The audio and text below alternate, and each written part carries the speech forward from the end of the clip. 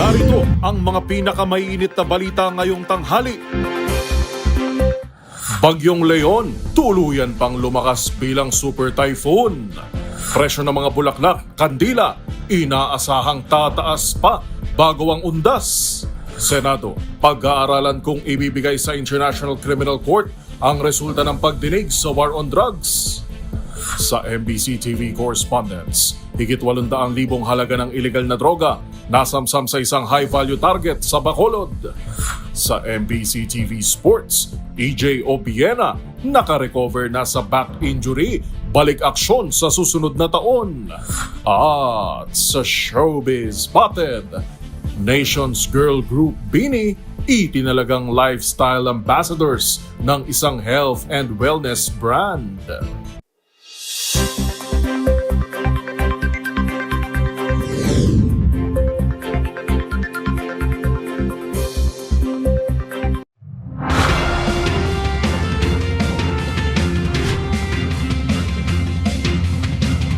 Bawat balita, makabuluhan. Bawat kwento, makapangyarihan. Boses ng Pilipino para sa Pilipino. Live mula sa MBC TV Studio. MBC TV Network News.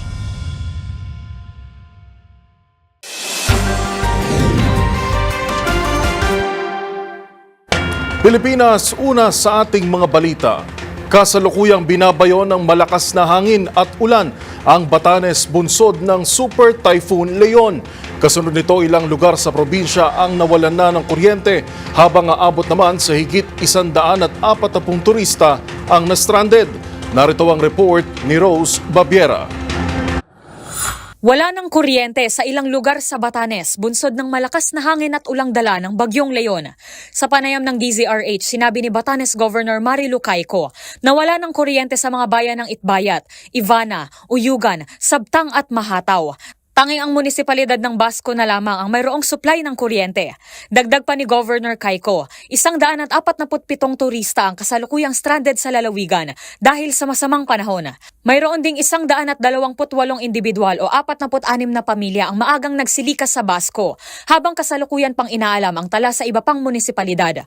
Bunsod ng sunod-sunod na mapapinsalang bagyo na nanalasa sa lalawigan, ang mga residente na raw ang mismong lumapit sa lokal na pamahalaan para lumikas.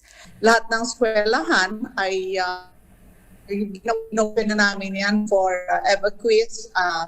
Yung ibang schools ay napuno na rin, ibang barangay napuno na rin. Kaya po ay medyo marami-rami po ito.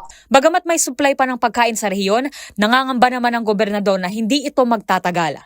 So yung pagkain po natin dyan, tatagal pa po ba ng ilang araw yan, Governor Cayco, ma'am? After nung Typhoon Julian, mayroon 4 na barko nagdala dito ng mga pagkain, rice, mga canned goods, yung mga pangangailangan namin dito sa Batanes. Pero hindi yan po magtatagal.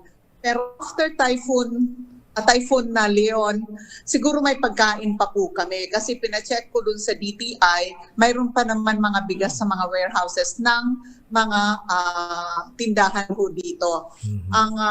Ang fuel naman, mayroon pa rin. So ang inaano ko lang is kung after 1 week, after 2 weeks sa hindi maganda ang panahon, ay yun ang magiging problema namin. Para sa MBC TV Network News, ito si Rose Babiera. Una sa Pilipinas, una sa Pilipino.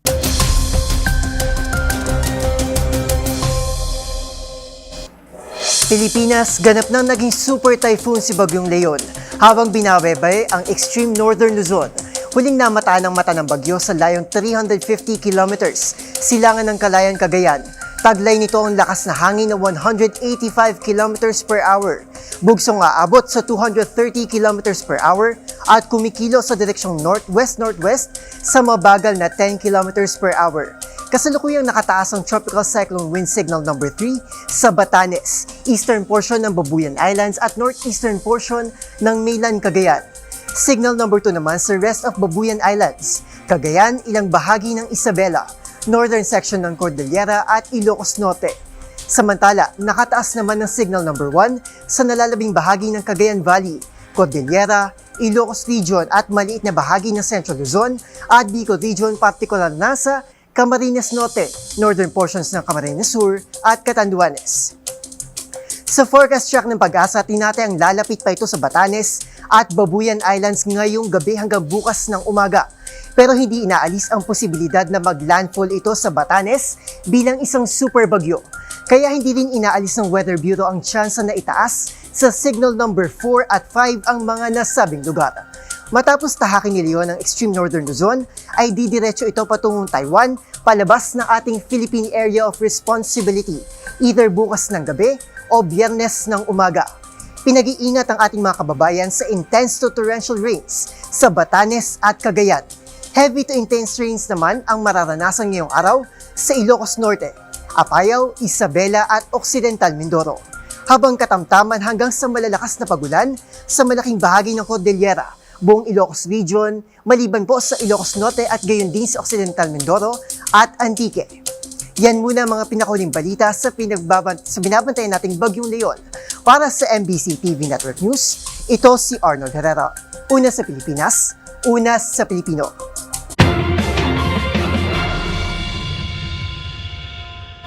Sa ating continuous monitoring pa rin sa Bagyong Christine, sumampa na sa 145 ang bilang ng mga napaulat na nasawi dahil sa Bagyong Christine. Sa huling tala ng National Disaster Risk Reduction and Management Council, 14 sa mga ito ang validated na habang umakyat sa 38 ang bilang ng mga individual ang nawawala hanggang sa ngayon. Higit 1.7 milyong pamilya o 7.1 milyong individual na ang apektado ng bagyo na pinakamarami pa rin sa Bicol Region.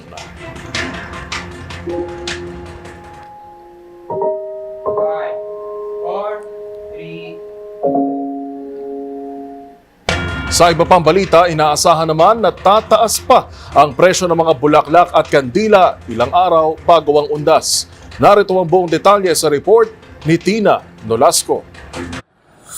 Ilang araw nga bago ang undas, inaasang tataas pa ang presyo ng mga bulaklak at kandila. Sa isang tindahan sa Libertad, Pasay City, tumaas na ng hanggang 400 pesos ang presyo ng bulaklak.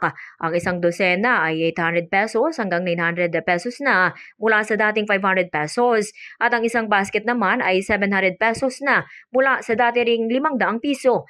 Habang ang sunflower na 200 pesos noon ang isang tangkay ay 250 pesos na. Ang naka-arrange naman ay 400 pesos na mula sa dating 350 pesos. Ayon sa mga tindera, inaasang tataas pa sa 50 pesos hanggang 100 pesos ang presyo ng mga bulaklak bukas o sa bisperas ng undas. Nagmahal na rin sa 100 pesos ang 2 piraso ng kandila mula sa 90 pesos habang 220 pesos naman yung mga nakagarapon mula sa dating 200 pesos. Samantala, sa kilalang tindahan naman ang mga bulaklak na dangwa. Good news dahil wala pang pagtaas sa presyo ang mga bulaklak sa ngayon. Ang kada bundle ng Malaysian Moms ay 180 pesos, Orchid 750 pesos, Casablanca 150 pesos, Yellow Wild 150 pesos, Stargazer ay 150 pesos din. Kada 10 stem naman ng Carnation ay 200 pesos, Roses 600 pesos, Sunflower 300 pesos hanggang 400 at Garbera 200 pesos. Sa mga mamimili naman ng kandila sa Divisoria, narito ang mga presyo. Ang Vigil Candles mula 62 pesos hanggang 85 pesos, depende po yan sa dami at laki. Ang Sperma Candles mula 25 pesos hanggang 132 pesos, depende din sa laki at dami.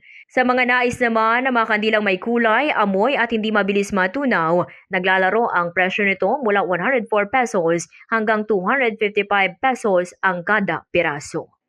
Para sa MBC TV Network News, ito si Tina Nolasco, una sa Pilipinas, una sa Pilipino.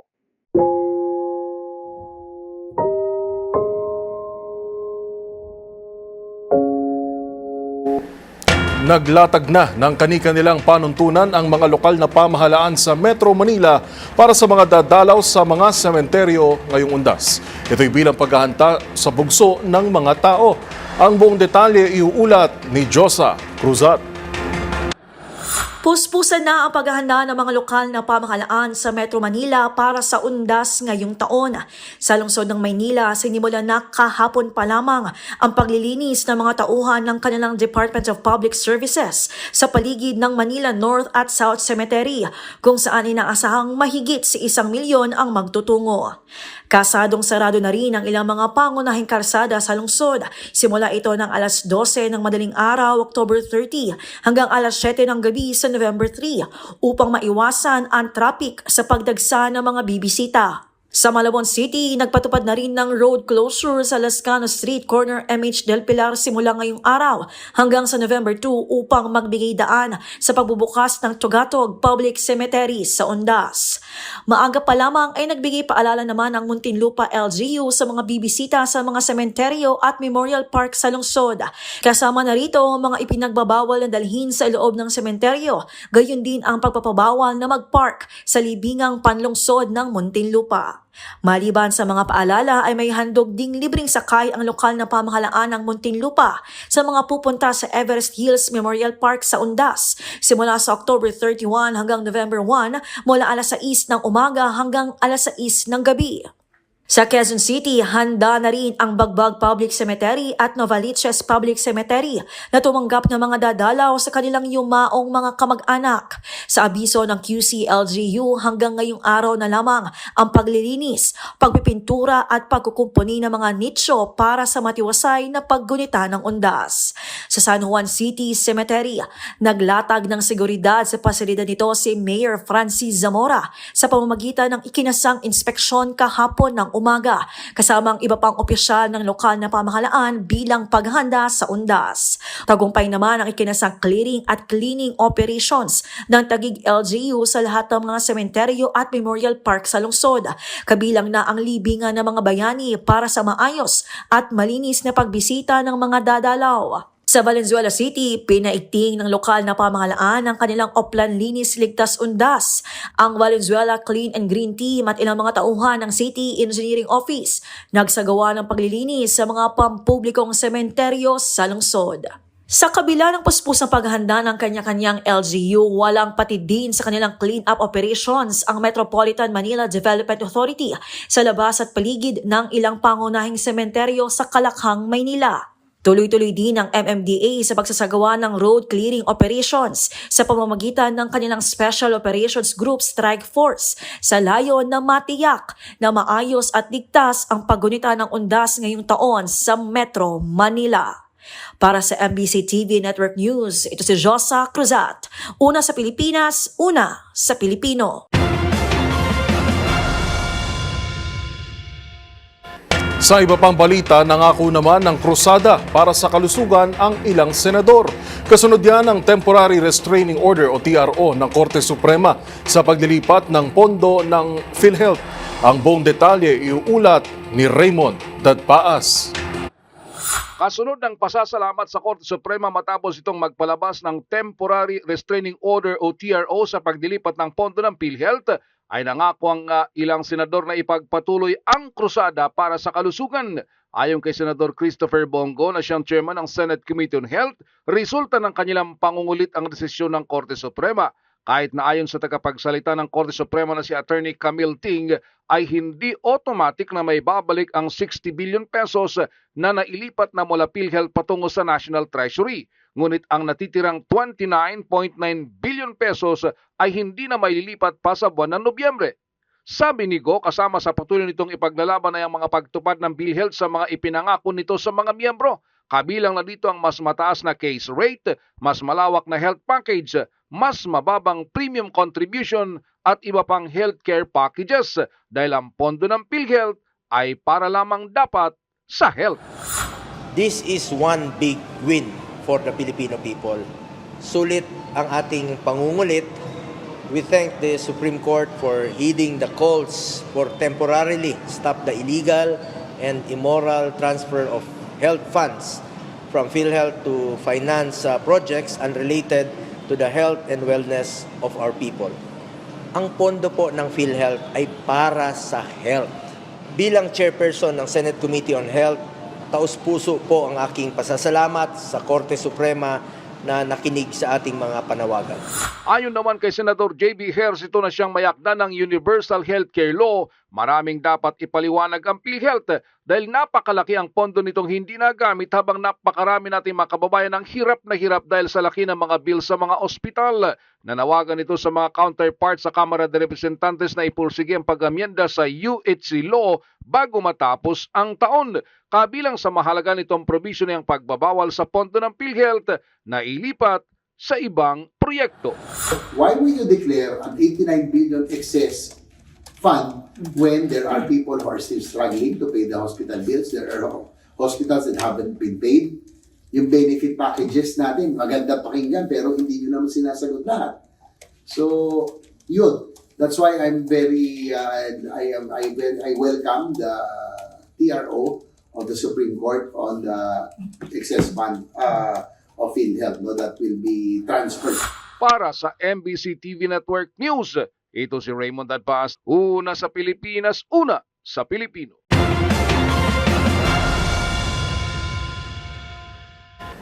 Pag-aaralan pa ng Senado kung ibibigay sa isang international body katulad na lamang ng International Criminal Court o ICC ang resulta ng pagdinig sa war on drugs. Kasunod yan, iginiit ni Senate Minority Leader Aquilino Coco Pimentel na gagawing public record ang anumang mga report o dokumento mula sa ginagawang investigasyon ng Senate Blue Ribbon Subcommittee para mas maging accessible ito sa mga Pilipino. Ang buong detalye sa ulat ni Kyle Bulyas. Muling iginiit ni Senate Minority Leader Coco Pimentel na gagawing public record ang anumang mga report at dokumento mula sa ginagawang investigasyon ng Senate Blue Ribbon Subcommittee sa issue ng war on drugs. Sa panayam ng 2x2, sinabi ni Pimentel na maaaring makakuha ng access dito ang sino mang hihingi ng kopya nito. Samantala, sakali namang may foreign body na humingi ng access sa mga ulat na ito tulad ng International Criminal Court, makikipag-ugnayan muna umano si Pimentel sa mga kinauukulan. Pero sinabi nitong wala umano siyang natatanda ang Senate ruling na nagbabawal dito. Sa foreign, kunyari foreign body, wala naman din ako maalalang Senate rule na bawal. Pero siyempre i-discuss ko muna sa members ng committee tsaka sa chairman ng Mother Committee at kay Senate President. Pero wala naman ako naalalang bawal. Binigyang diin ni Pimentel na gagawin nila itong public record para mas maging accessible ito sa mga Pilipino. Samantala, sinabi ni Pimentel na hindi pa tiyak kung kailan isasagawa ang susunod na pagdinig dahil pagtutuunan muna nila ng pansin ang panukalang pambansang budget para sa 2025. Para sa MBC TV Network News, ito si Kyle Bulyas, una sa Pilipinas, una sa Pilipino.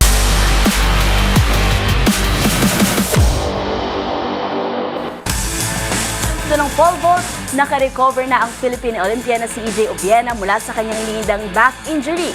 Ayon kay EJ, cleared na siya para magbalik aksyon sa 2025 season matapos ang maagang pamamahinga ngayong taon. Ang anunsyo ng atleta tutukan sa report na ito.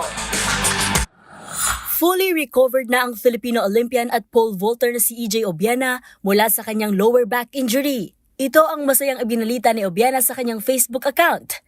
At sinabing nakakuha na siya ng clearance mula sa kanyang physician na si Dr. Alessandro Napoli na nagkumpirmang magaling na ang atleta. Sinabi rin itong missing in action siya dahil kinailangan niyang mag-focus sa pagpapagaling at paghahanda para sa 2025 season. Matapos kasi ang maagang pamamahinga nito sa tournaments ngayong taon, inaasahang magiging jam-pack ang schedule at naka-line up na laban para kay Obiena sa 2025. Kabilang na dyan ang Southeast Asian Games kung saan ito reigning 3-time champion. Magugunit ang kasama rin sa ipinangako ng 20-year-old Olympian na itutuloy na sa susunod na taon ang kanyang postponed Manila meet and greet dahil sa kanyang injury na nakatakda sanang ganapin noong nagdaang Setyembre. Sa kabila nito, bagamat hindi natuloy ang kanyang event, nagbalik bansa pa rin si Obiena para humarap sa mga taga-suporta sa isang high-flying hangout kung saan nakasama nito ang ilang Filipino elite athletes na sina Liza Valdez, Jamie Lee at Hailey Ong.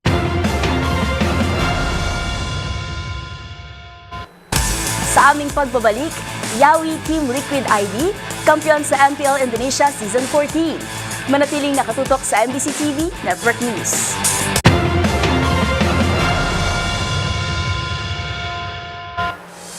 Narito pa ang mga balitang dapat nyong abangan. Dating Mayor Alice Go, kinasuhan na ng COMELEC. Iba pang kandidato na harap din sa misrepresentation.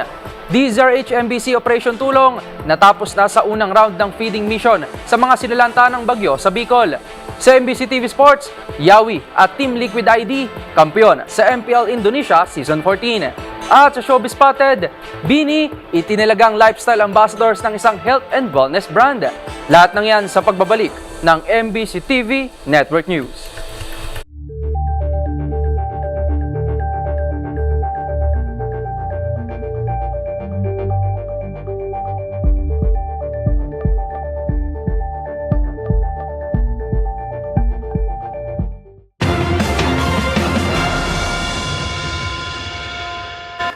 Sa pagpapatuloy ng ating balitaan, sinampahan na ng kasong kriminal ng Commission on Elections o COMELEC si dating Bamban Tarlac Mayor Alice Guo sa salang misrepresentation sa kanyang tunay na citizenship. Ang buong detalye sa ulat ni Arnold Herrera. Sinampahan na ng kasong kriminal ng Commission on Elections o COMELEC si dismissed Bamban Tarlac Mayor Alice Guo sa salang misrepresentation sa kanyang tunay na citizenship. Sa panayam ng DZRH kay COMELEC Chairman Attorney George Garcia, iginiit nito na mahalagang hakbang ito upang tiyakin na mananagot sa batas ang lahat ng mga kumandidato sa halalan, mapasenador man o alkalde, na lantarang nagsinungaling tungkol sa kanilang personal na impormasyon. Gusto natin turuan ng leksyon na hindi porket hindi ka pinadisqualify, walang nag-oppose, walang nag-question sa iyong kandidatura, nakatakbo ka, nanalo, na proklama, naglingkod, ligtas na sapagkat ang misrepresentasyon ay kasong kriminal.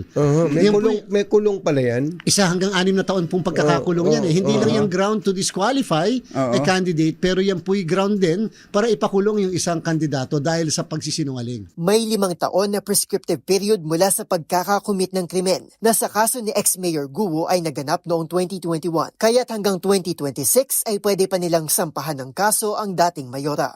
Paglilinaw pa ni Garcia, buwan-buwan silang nagsasampa ng kasong misrepresentation laban sa iba pang mga kandidato. Sadyang hindi lamang ito na ibabalita tulad sa kaso ni Guo. Ilan nga sa mga kasong pasok dito ay ang issue ng dual citizenship, maling edad at address, at pagsisinungaling tungkol sa literacy skills. Sa ngayon, pwede nang ma-access ng publiko ang lahat ng Certificate of Candidacies ng mga tumatakbong senador at kasalukuyan na ring inihahanda ang downloadable copies ng COCs para sa local office. Naniniwala ang opisyal na paraan nito upang hikayati ng publiko na makiisa sa pag-usisa sa mga kandidato at nang hindi na maulit pa ang pagkakahalal kay Alice Guo bilang alkalde ng Bamban. Lalabas naman sa December 13 ang pinakahuling lista ng mga kandidato para sa halalan sa 2025. Para sa MBC TV Network News, ito si Arnold Herrera.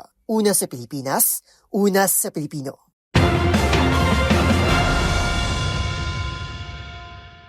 Sa iba pang mga balita, pinaplano bilang solusyon sa baha sa Bicol Region ang pagtatayo ng water impounding facilities. Bukod dito, nakikita rin itong solusyon sa kakulangan ng tubig sa rehiyon, pagsapit naman ng tag-init. Ang buong detalye sa ulat ni Milky Regunan. Ipinapanukala na magtayo ng water impounding facilities sa Bicol Region para labanan ang pagbaha at mabigyan ng solusyon ng kakulangan ng tubig pagsapit naman ng tag-init.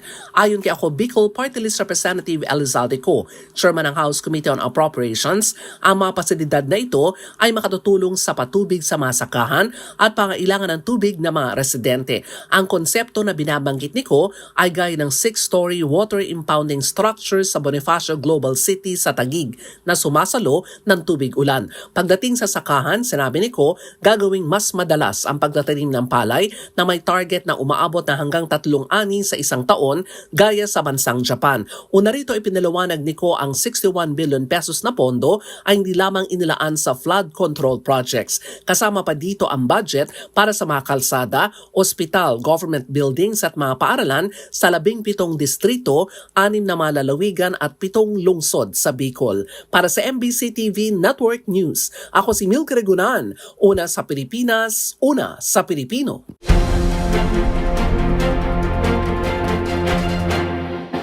Papayagan pa rin ang mga provincial bus na dumaan sa EDSA hanggang November 4. Ayon sa MMDA, dahil sa dami ng inaasahan nilang uuwi sa mga probinsya, papayagan na ang mga bus na dumaan sa EDSA anumang oras sa November 4 hanggang alas 5 ng umaga. Sa abiso ng MMDA, ang mga bus mula North Luzon ay maaaring huminto sa mga terminal sa Cubao, Quezon City, habang ang mga magmumula naman sa South Luzon ay limitado lamang sa PITX at Pasay City.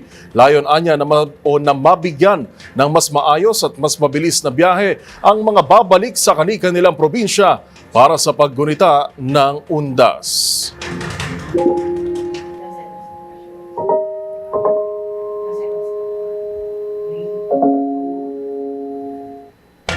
Patuloy naman sa pagdagsa ang mga biyaherong nagsisiuwian ng probinsya para sa paggunita ng undas. Ayon kay Colleen Calbasa, Senior Corporate Affairs Officer ng PITX, pumalo na sa mahigit 300,000 ang mga pasahero sa terminal sa nakalipas na 2 araw. Inaasahan na tataas pa ng 20% ang exodus ng mga mananakay habang papalapit ang undas. Mahigit 2.4 na milyong biyahero ang inaasahang bubuhos sa terminal mula October 21 hanggang November 5. Samantala, balik na ang regular na biyahe sa PITX patungong Bicol simula ngayong Miyerkules. Mahigit 200 mga ipinagbabawal na kagamitan ang nakumpiska sa mga pasahero sa terminal gaya ng mga patalim, lighter at super kalan.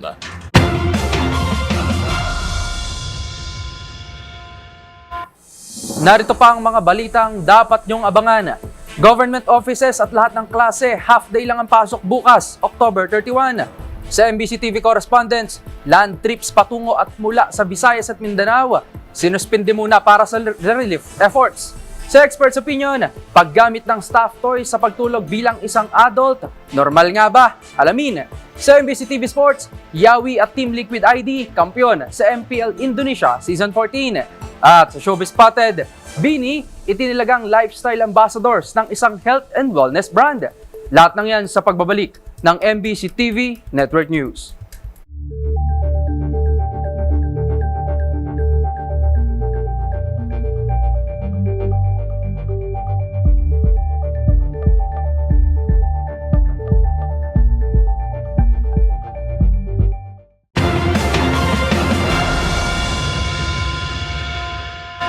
Sa pagpapatuloy ng ating mga balita, paalala lamang po, half-day lamang ang pasok sa eskwela at trabaho ng mga taga-gobyerno bukas, October 31. Base sa Memorandum Circular 67 na inilabas ng Malacanang, simula alas 12 ng tanghali ay suspendido na ang pasok upang makapagbigay pagkakataon sa paghahanda para sa undas. Sa kabila nito, mananatili pa rin ang operasyon ng mga nasa basic health sectors at disaster response habang ipinauubaya na sa mga pribadong kumpanya ang suspensyon ng pasok.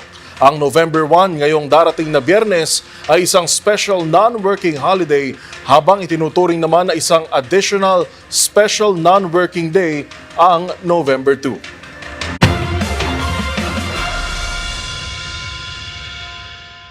Sa iba pang balita, pinapurihan naman ni Pangulong Bongbong Marcos ang mga hakbang ng pamahalaan sa pagtugon sa kagutuman.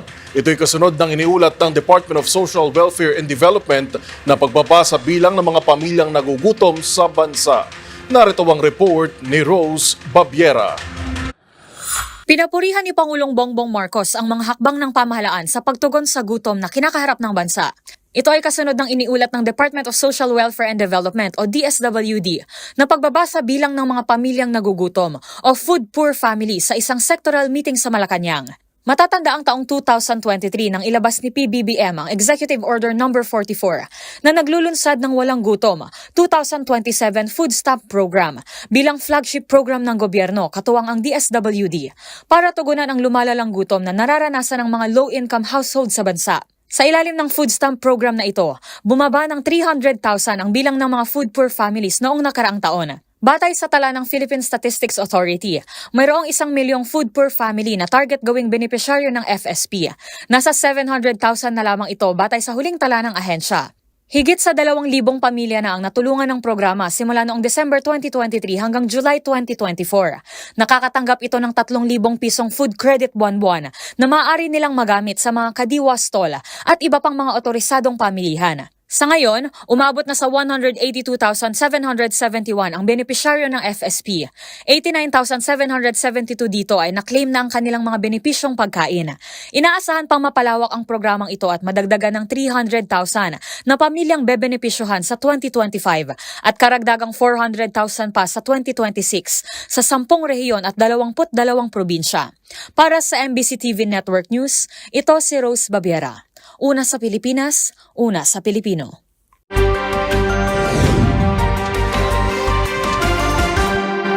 Aabot sa higit 800,000 piso halaga ng ilegal na droga ang nasamsam sa isang high-value target sa Bacolod City.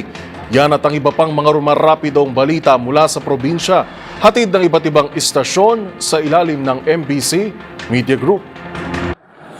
Umabot sa 802,000 pesos ng umano'y shabu ang nakonfeska sa isang umano'y high-value individual o HBI sa isinagawang drug buy bust operation sa Purok Bakyas, Barangay Mansilingan, lungsod ng Bacolod. Ayon kay Police Colonel Joresti Coronica, BCPO City Director, ang suspect kinilala na si May Grace Galve, 47 anyos residente ng Purok San Jose, Barangay Alihis ng nasabing lungsod. Dagdag pa ni Coronica, matagal na umanong minamanmanan ng mga kapulisan ang illegal na gawain ni Galve bago ito na-aresto ng kapulisan. Na-recover sa suspect ang 118 grams ng umano'y suspected shabu at noong 2017 na-aresto ng suspect sa lungsod ng Iloilo sa parehong kaso. Si Galve ang detinado sa custodial facility ng Police Station 7 ng Bacolod City Police Office. Para sa MBC TV Network News, ito si Rex Cantong, una sa Pilipinas, una sa Pilipino. Pansamantalang sinuspinde o limitado mo ng biyahe o land trip mula at papunta sa Visayas at Mindanao epektibo kahapon Oktubre 29. Alinsunod ito sa memorandum na ibinaba ng Regional Disaster Risk Reduction Management Council Region 8. Layunin naman ito na maging mabilis ang humanitarian assistance at disaster response operations doon sa Bicol. Umapila ang nasabing opisina na iwasan na lang muna ang biyahe kung hindi importante o kinakailangan. Kabilang sa mga biyahe na hindi maaaring mantala ang medical operations and emergency medical response, delivery of humanitarian supplies, search and rescue operations, utility restoration crews, government and relief personnel, reinforcement and security travel. Maituturing naman daw na non-essential o maaaring suspende ang bakasyon, business meeting, regular na biyahe sa mga empleyado na walang kaugnayan sa relief operations, personal na biyahe, delivery ng negosyo at biyahe ng mga konstruksyon o proyekto na hindi konektado sa pagbangon ng kalamidad. Mula sa MBC Network News, RH34 Jane Galit Bantayan, una sa Pilipinas, una sa Pilipino. Aabot sa 9,000 residente ng Kabikulan ang naabot ng inisyal na feeding mission ng DZRH at MBC Operation Tulong. Ito'y matapos manalasa ang Bagyong Christine kung saan maraming lugar sa rehiyon ang nalubog sa baha. Ang buong detalye ihahatid ni Edniel Parosa. Humigit kumulang 9,000 residente ng Kabikulan ang naabot ng inisyal na feeding mission ng DZRH at MDC Operation Tulong matapos ang pananalasa ng Bagyong Christine. Kabilang dito ang mga nakatira at nalubog sa mga isolated na bayan ng Milaor, San Fernando, Minalabak at Bula na pare-parehong nasa catch basin ng Camarines Sur. Ayon kay May Binauhan, head ng Socio-Civic Group ng kauna-unahang himpilan, pangunahin kasing panawagan ng mga binang residente ang makahingi ng agad na makakain, batay na rin sa assessment ng mga first responders sa kalamidad. On our part sa DZRH Operation Tulong, ang gusto naman natin is maabot, mabigyan ng pagkain yung mga nanghihingi ng pagkain, katulad ng binabanggit ni Major Cueva, na kailangan nating mahatid yung ating mainit na lugaw na ating niluto nitong magdamag. Kasi nga marami nga, sabi ni Sir, ang humihingi ng makakain. Bahagya pang nabalamang misyon ng team nang maging ito ay natrap sa bahagi pa lamang ng Lopez, Quezon dahil sa paglubog ng access road patungong Calawag. Pinangambahan itong tumagal ng ilang araw. Mabuti na lamang at sumaklolo ang 85th Infantry Battalion ng Philippine Army at inalalayan ang 5-vehicle convoy ng DZRH para makahanap ng alternatibo sa masukal na kabundukan ng lalawigan. Pagdating sa Bicol, sa tulong naman ng 9th Special Action Battalion at Philippine Regional Office 5 na pinangungunahan ni Police Brigadier General Amdre Dizon, hindi nag-aksaya ng oras ang volunteers na magprepara ng pagkain para sa mga sinalanta. Mismong Ural Truck at mga tauhan ng Special Action Force ang sumama sa DZRH para masuong ang bahang ilang araw nang hindi padaaran ng kahit anong uri ng sasakyan, kasama na ang ibang may bitbit ng relief goods. Pagdating sa Milaor, tumambad sa team ang kalunos-lunos na sitwasyon ng mga Bicolanong marami ay natrap sa bubong ng kani-kanilang bahay. Dahil sa tindi pa rin ang baha dito sa may Milaor at doon sa may San Fernando, kinailangan gumamit ng Operation Tulong kasama siyempre ng 9th Special Action Battalion ng rubber boat para maisa-isa itong mga abot bubong na baha kung saan ilan sa ating mga kababayan ang piniling manatili para mabantayan yung kanilang gamit o kung ano man sa kung ano bang kadahilanan hindi na kalikas ito kasagsagan ng Bagyong Christy. Sa direksyon ni SAF 9th SAF Battalion Commander Police Major Marabal Cueva, inisa-isa ng Operation Tulong ang mga stranded na residente para mabigyan ng makakain at may inom. Kabilang sa mga ito ang mga matatanda, bata, may sakit, na walang paraan para makaalis sa kanilang lugar. Umabot na kasi sa ikalawang palapag ng kabahayan ng tubig na lumamon din sa mga sasakyan at Maharlika Highway hanggang sa patungo sa Naga City.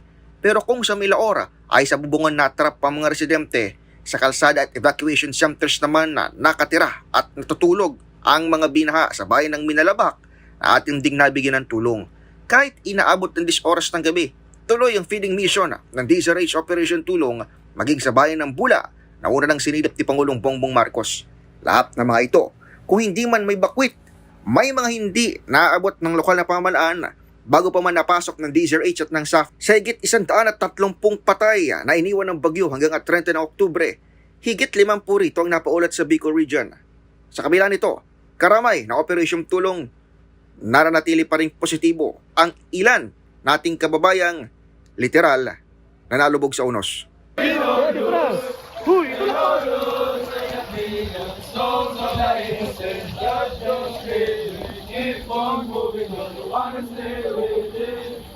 Para sa MBC TV Network News, ito si Edniel Parrosa ng DZRH. Una sa Pilipinas, una sa Pilipino.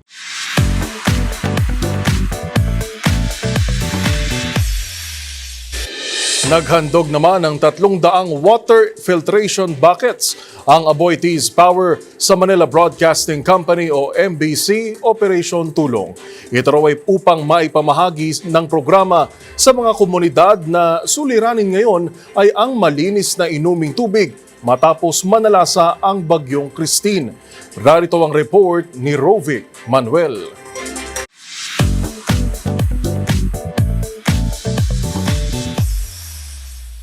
Nag-donate ng 300 water filtration buckets ang Aboitiz Power, ang major energy provider sa Pilipinas, sa Manila Broadcasting Company o MBC Operation Tulong.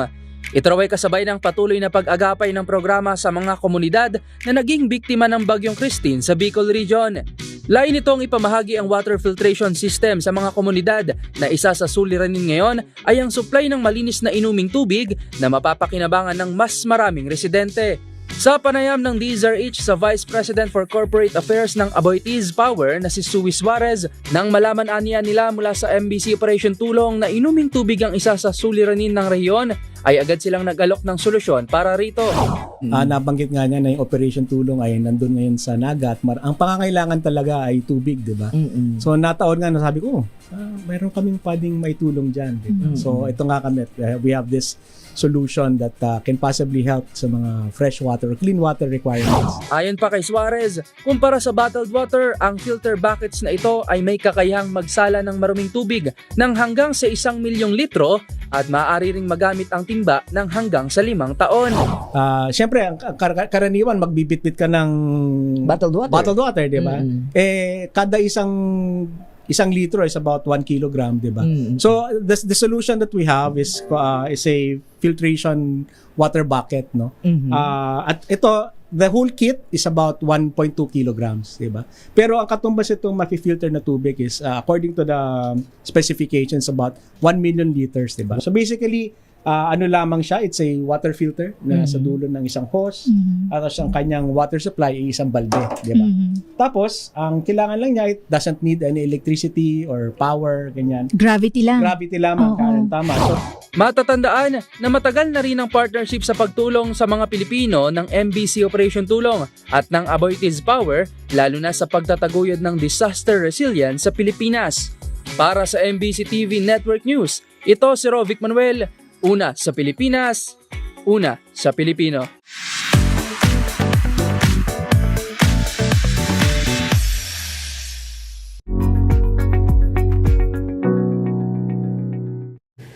Bilang mga bata, tila naging kakambal ng marami sa atin ang mga stuffed toys tulad na lang ng teddy bear.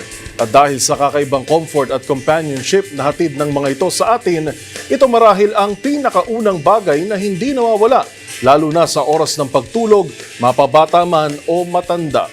Pero normal pa rin ba na hanggang sa pagtanda ay gumagamit pa rin tayo ng stuffed toys? Ang tugon ng eksperto, alamin sa report na ito.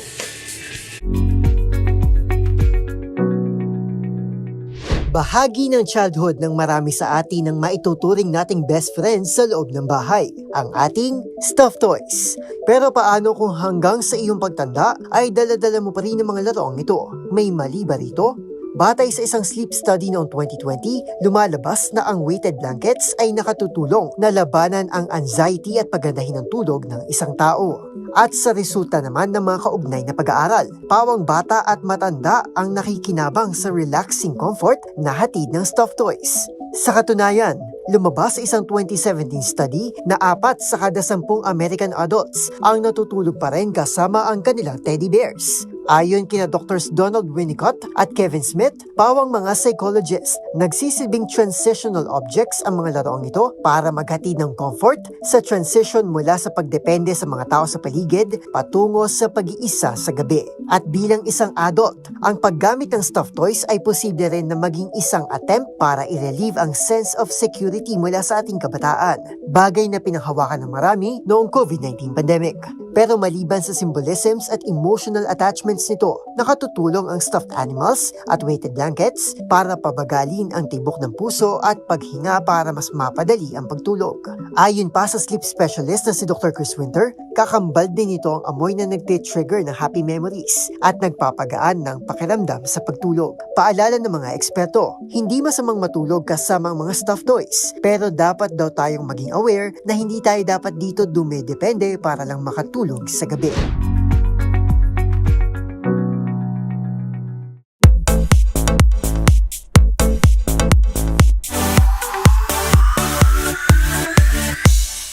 Kamakailan lang napabilang ang BINI sa listahan ng 12 Rising Girl Groups to Know ng prestigyosong Grammys. Ngayon naman, panibagong tagumpay ang nakamit ng Cherry on Top Girls matapos silang ipakilala bilang lifestyle ambassadors ng isang health and wellness brand. Ang iba pang detalye tutukan sa Showbiz Report na ito. Napili bilang pinakabagong lifestyle ambassadors ng health and wellness brand na I Am Worldwide ang nation's girl group BINI. Sa panibagong milestone na ito ng Pantropiko Hitmakers, hahanay na sila kina Marian Rivera, Heart Evangelista, Piolo Pascual at Alden Richards. Ang pagkakatalaga sa grupo bilang bagong mukha ng Amazing Pure Organic Barley at Choco Barley, inanunsyo kasabay ng 7th anniversary ng I Am Worldwide sa SMO Arena. Dito pinerform ng girls ang kanilang smash hit na Salamin Salamin. Ipinagmamalaki naman ng pamunuan ng naturang health supplement na bago pa man maging bahagi ng 2024-2025 roster of brand ambassadors ang BINI, avid user na talaga ang mga ito ng naturang produkto. At tulad sa isinusulong ng girls, kaisa rin aniya sila sa pag-iengganyo sa mga kabataan to be at their very best, kung saan magiging posible ito sa pagkakaroon ng healthy lifestyle. Say naman ng nation's girl group, swak sa kanilang hectic schedules, nakatutulong ang barley products para nga naman mayroon silang extra energy at iwas sakit.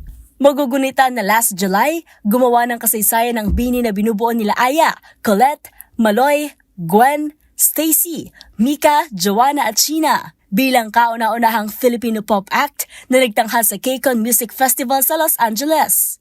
Habang kamakailan lang, nag-donate ang grupo ng 1 milyong piso para sa mga nasalanta ng Bagyong Christine mula sa kanilang Grand Biniverse concert.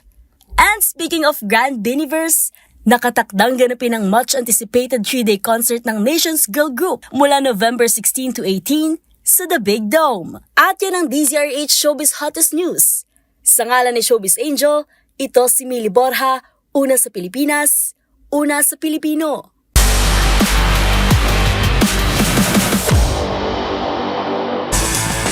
Sa mundo ng esports, panibagong MPL title ang nasungkit ni Filipino import Tristan Yawi Cabrera matapos makuha ng kanyang kupunan na Team Liquid Indonesia ang kampyonato sa MPL Indonesia Season 14. Ang buong detalye sa report na ito.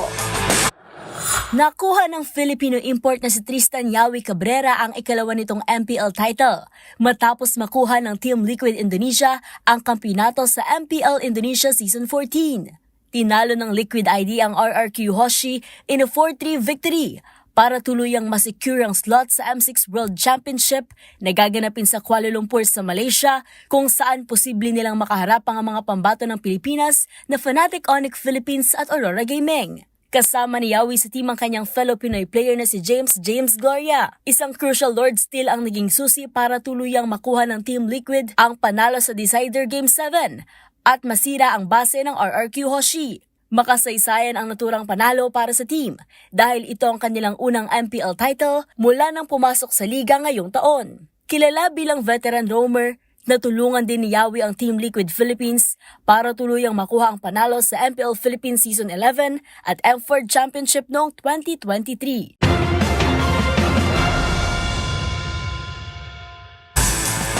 Para sa MBC TV Network News, ito si Mili Borja, una sa Pilipinas, una sa Pilipino.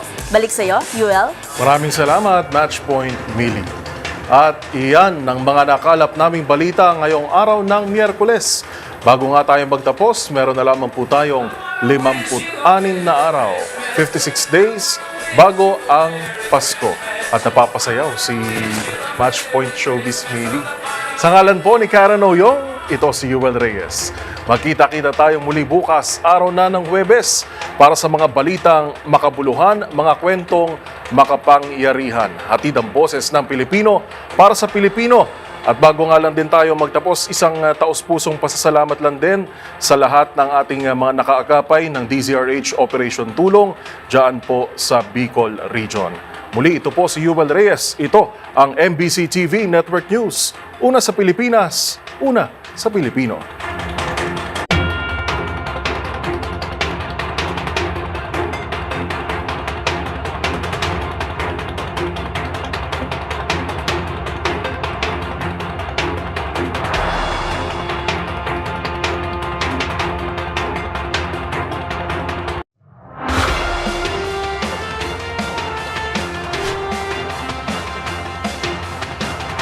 Bawat balita, makabuluhan.